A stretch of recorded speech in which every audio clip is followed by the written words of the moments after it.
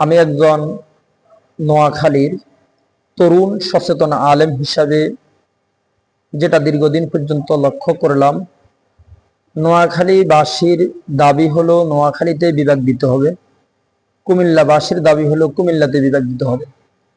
তাহলে এখানে নোয়াখালীর ব্যক্তিগত দাবি নোয়াখালীকে বিভাগ দিতে হবে, কুমিল্লার দাবি কুমিল্লাকে বিভাগ দিতে হবে।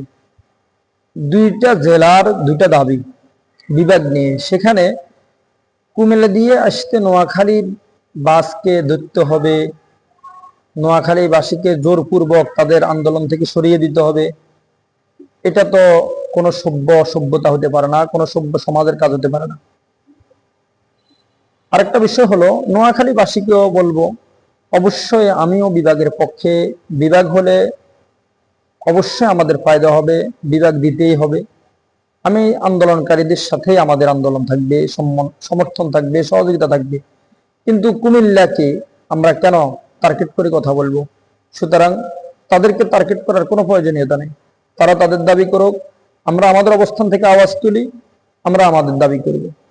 সুতরাং সরকারকে বলবো, আপনি কুমিল্লাকে বিভাগ দেন, আমাদের কোনো আপত্তি নেই। তবে কুমিল্লার সাথে আমাদের গণ দাবিকে উপেক্ষা করে আমাদেরকে বিভাগ না দিয়ে আমাদেরকে কুমিল্লার সাথে সংযুক্ত করা, এটা কোনোভাবে মানা সম্ভব হবে না। যেহেতু আমরা স্বতন্ত্র বিভাগ চাই, সুতরাং কুমিল্লাকে বিভাগ দেওয়ার পরেও আমাদের দাবি অব্যাহত থাকবে, আমাদেরকে স্বতন্ত্র বিভাগ দিতেই হবে।